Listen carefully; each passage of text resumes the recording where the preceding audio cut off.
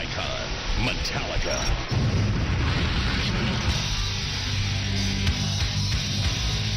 This is a real landmark in Metallica's history. We've kind of shed our old skins and really got down to the bones of Metallica. We've really learned a lot about how to communicate with each other and how to communicate what we need from each other.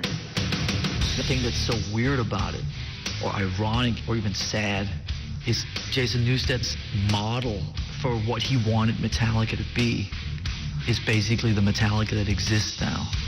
And maybe he was like the sacrificial lamb for that to happen. November 30th, 2000. Metallica hit the stage as tensions mounted, and their hard rock brotherhood reached a breaking point. I knew that was my last performance with Metallica. Appropriately, the song Fade to Black. He was just in his own little cocoon, very incommunicado. He basically just showed up. He didn't sit with us. He wasn't hanging or anything. It was just like, okay. We had told him that we needed to talk after the show.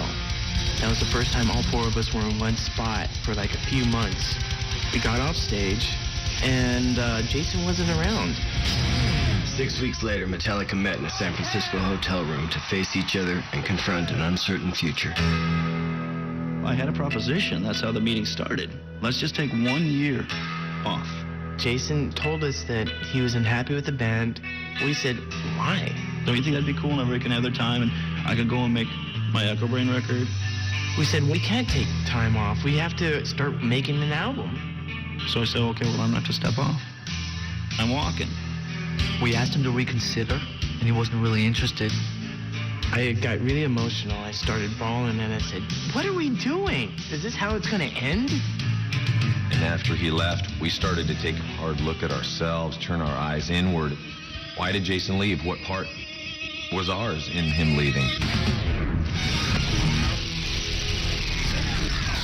1986. Bassist Cliff Burton is killed in a tragic bus accident, and Metallica fan Jason Newsted gets a chance of a lifetime. And there was no way anybody else was going to get this gig. This was my opportunity. Newsted joined a band still reeling from the loss of a friend, and it's not easy. The truth is, we grieved through Jason. I mean, we hazed him so hard. It was his fault. We took it all out on him. Hey, let's go. And he was always thought of as the new guy. There was the three of us and Jason. On ya. On the bass? It ain't new, man. Remember you were going to say you were going to come up with something new. Know this. Shut up. I guess we wanted to toughen him up. We wanted him to be as tough as us. We were brutal with him. And it never ended, really. By the year 2001, family had taken precedence over the band. Both Lars and James were married with kids, leaving Jason with time on his hands. I dedicated my life to music, so I have chosen not to be married or to have children. Music makes me alive. And when Metallica came to a point where they're taking months and months of time off from playing music, I have to still play music. Jason made this record that he was super proud of, and he was told, by James, that he couldn't, put that record on. We're brothers. And I was struggling so hard to keep, it's like choking Jason. I love you. The rising conflict between Newsted and Hetfield exploded during an argument over the Echo Brain project. My dedication was being questioned. It was like, you can't be part of what's going on in Metallica, and you can't stray outside of Metallica, so you're stuck. The person I respect the most disrespected me the most. That's how I was taught to control things, through intimidation and rage. And it just hit me in the head like a brick and said, you have got to stand up for your principles. Now's the time.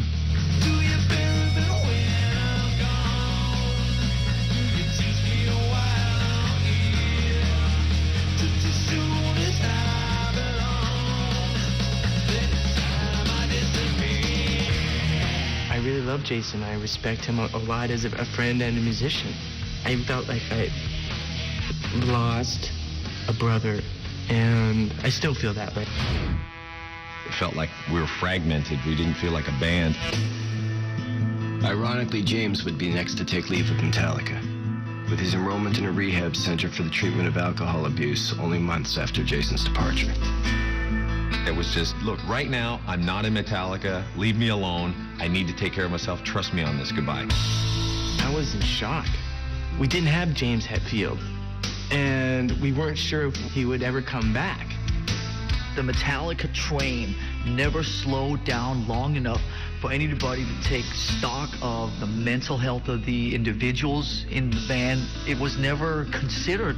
We had to hold on for dear life as this train was just going out of control to squash everybody in its way.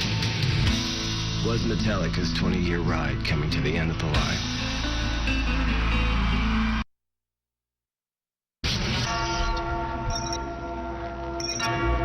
When you are left with nothing, all you do is speculate. If Metallica ceased to exist, what would I do? Did I have enough things in my life that could fill that void? We became masters of speculating ourselves into the darkest, blackest place possible. Rehab was kind of like the last-ditch effort. If all else fails, that will work. And I was afraid to test that. What if it doesn't work? James Hetfield was forced to confront his demons during a hunting trip in Russia. I was in Siberia, in the middle of nowhere. We're in this chicken shack, 4 feet of snow with Russians, and they all have AK-47s and vodka. There was nothing to do for a week. Sit there and drink. It just felt like a coffin almost for me. Then when I came home, the behavior continued, and it just spun out of control. It was ripping my family apart. There was some ultimatums, being thrown out of the house. It took that for me to realize what a problem it was and what I could lose with it. As ever present as their hard-charging riffs and sold-out shows, alcohol dominated the Metallica landscape. When I first met these guys, they were drinking vodka like water. Alcohol brought out everything that we needed to say to each other that we couldn't say while we were sober. And it became part of our legend. Because of that, I can't really recall most of the Kill 'Em All tour. Summer 2001. Following 5 weeks in rehab, Hetfield was scheduled to join the band as they prepared to record the next album. The day before we were going to start right back up, he called up and said, look, I'm not ready to start back up. I couldn't even walk into the room with those guys. I was so fearful of just slipping back into old patterns. I'm a friggin' addict, and I can take anything to extremes. Part of me wanted to just drive over and say, what can I do to help you as a friend, Metallica? But I didn't have the guts to do that. Then you kick yourself for not being aware of what the signs were, because of course there were clues planted. There was lots of grieving from the past I wasn't done with, and just lots of childhood stuff. I'd come out a lot in the lyrics, more than I ever knew.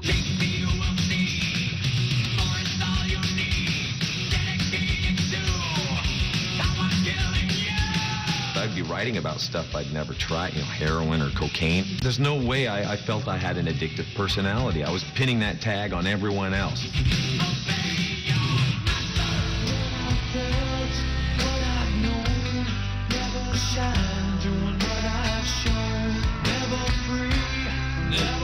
Unforgiven.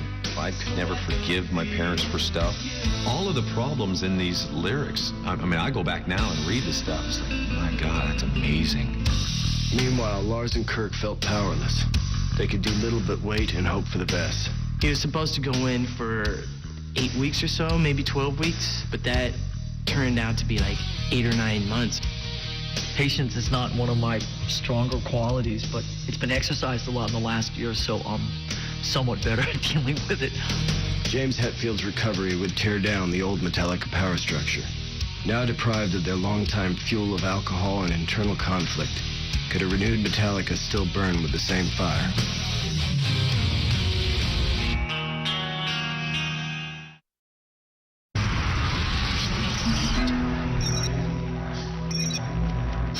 From the beginning, I wasn't very good at being responsible. I can't even be responsible for my own behavior. How can I be responsible for a generation of bands? Please welcome Metallica.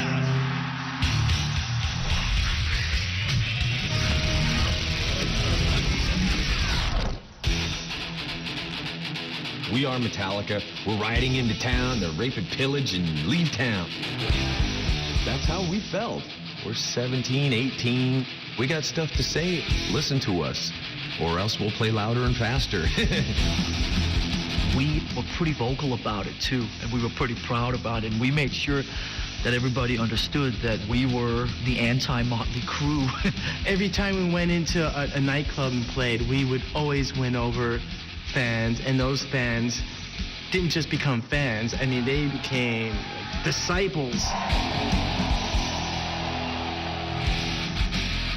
The tour in the Winnebago, that's it. It can't get any better. For me, that would have been great if we had accomplished just that. 4 guys sleeping in the same room, sometimes in the same bed, because we couldn't afford anything more. It was just all for one, one for all. Kill them all. That's when the ride began. In the fall of 1981, Lars Ulrich placed an ad in a local newspaper seeking like-minded musicians. James Hetfield would answer that ad. Soon after, bassist Cliff Burton and guitarist Dave Mustaine would join the band. Mustaine would ultimately be replaced by Kirk Hammett. We went up to upstate New York. We began recording Kill 'Em All. We finished our parts, and Cliff and I took the Greyhound bus all the way back to San Francisco. 3 days on a Greyhound bus. All we had was a bunch of booze. We were projecting about, our future. Like, wow, what's the second Metallica album gonna sound like? And wow, what's the third Metallica album gonna sound like? Their second effort, Ride the Lightning, featured a depth even beyond their debut. I think Ride the Lightning, we matured a little bit. It needed dynamics. In order for it to be fast, it had to be next to something that wasn't fast. Fade to Black, that was probably the most personal or inside one of them all. It was the first song that the press and the mainstream kind of focused on. Yeah, it's fun to go out, seek and destroy, but, after that, you're kind of stuck with some empty feelings, At that time, me and James spent a lot of time obsessing about death.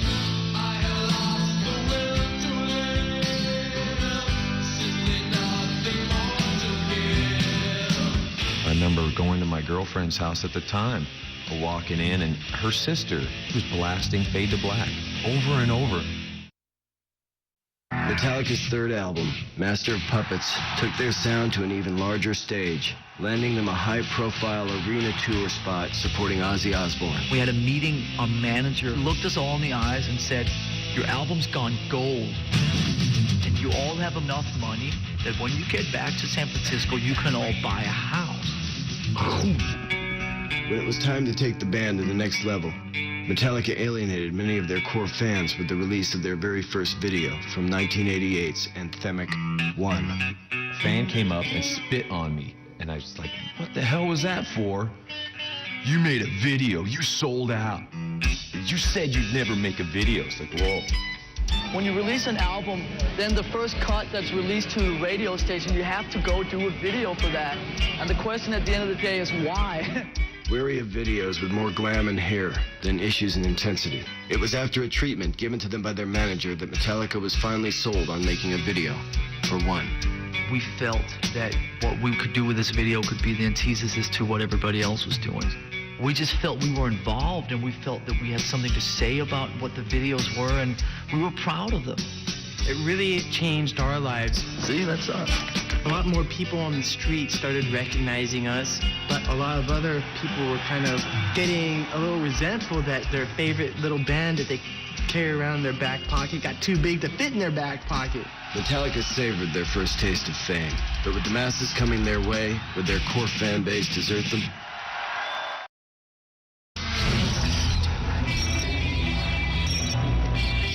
The Black Album. The stars aligned. It all happened. If I looked you in the eye and told you that while we were making it, we felt it was just another record, I'd be lying. We knew it was special. Summer of 1990 found legendary producer Bob Rock in the studio with Metallica. The first thing that he told me was that he felt that we had never made a record that was up to our capabilities. And that was a bit of a battle cry, of course. Okay, fine, let's, bring it on then. We'd never really been challenged before. We were just all highly suspicious of each other and of Bob Rock. Cut to the chase and play, okay? All right, man. Now that you've, warmed up. Why don't you try that song in a different key? Why don't you go yourself? Egocentric is the way to sum up the recording of the Black Album. I'm sick and tired of arguing. It was just like the first thing you would do in the morning was put the battle armor on, prepare yourself for another 16 hours of just duking it out. You want to hear it with vocals? Go sing it. Now, Lars and James weren't getting along at all. One verse and one chorus, all I ask.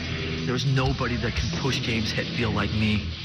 I can piss him off in 5 seconds flat. My throat is really right now. God, buddy, pal. I wouldn't ask you to do a drum roll if your arm fell off. Two egos going at battle all the time. This snare thing makes it kind of boogie. Yeah. Peace, you know. So when the next section shoot it comes in, down. it's not as loud. Idea. We had to fight for pole position. We had to show that we were one up on the other guy. Everything that's been put down the last 4 days, you can erase it. I'm here. Brothers, brother stuff. Just being in there and trying so hard to write the best lyrics. And then if someone would say, that's okay. This is fun, James. After 5 million sales, Metallica's self-titled album became a standard bearer of heavy metal. At that time, I think the mainstream was more open to accepting Metallica. Whether we went towards them, they came towards us, we met somewhere. The Black Album marked a departure point for Metallica. Gone were the 10-minute anthems, and in their place were more introspective and crafted songs. Sad but true. Two people in one. I'm this guy on stage, and then when a fan comes up to me and says, how could you be so mellow? Aren't you supposed to jump around and scream at me? And then him be let down by that. It's like, man, how does that make me feel? Started taking a lot of that frontman kind of thing with him off stage and using it to keep people at bay, to intimidate people. I'm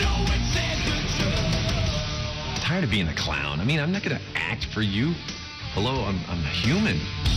So close, no matter how far. So close, no matter how far. Yeah, that's us on the road. That was a song that I wrote on a 4-track in hotel rooms around the world. The difficulties around being on the road and trying to have a relationship. And nothing else matters. In the summer of 1991, Metallica took their music to the masses. We knew that we needed to tour our asses off. Do the interviews, do the TV appearances, do the videos, do the photo sessions, do the shows. Our attitude was, bring it on. The tour would last 2 years, span 5 continents, and include over 300 shows. Metallica indulged in the temptations of the road, leaving a strained and weary brotherhood. Our managers would say, Sad But True is now a big hit in Japan. We have to go back. My mind is going, yeah, let's do it. And my body's going, no. At the end of those 22 months, it made everything that was going on during the recording process look like a picnic. Good morning. Some bitches. It was time to take a break. In 10 short years, Metallica had gone from a gang of raucous teenagers to the biggest heavy metal band in the world. Could Metallica withstand the challenges of success?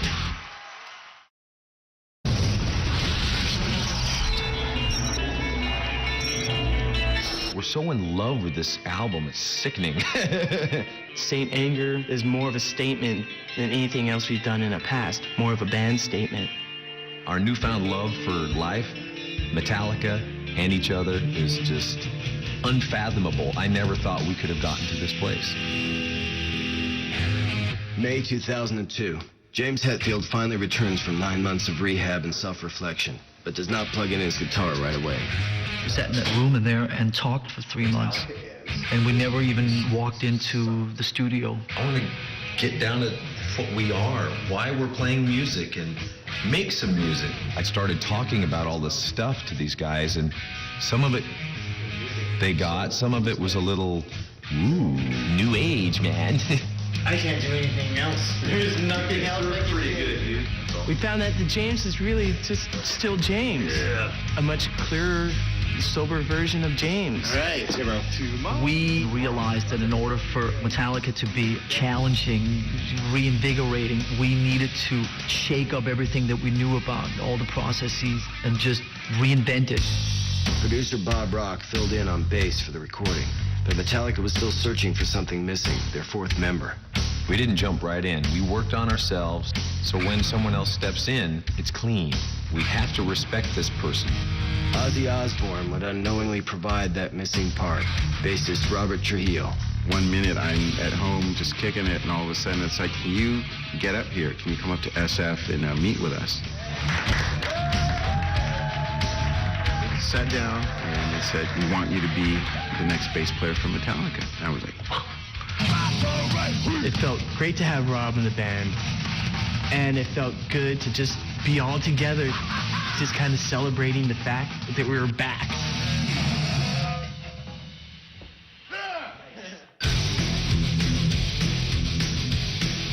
We need to root for Metallica.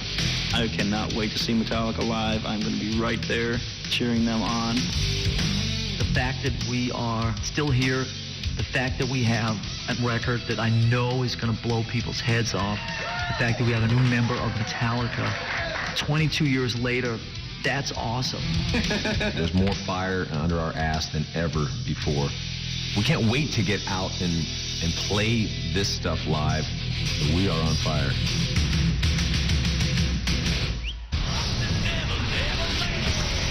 MTV icon, Metallica.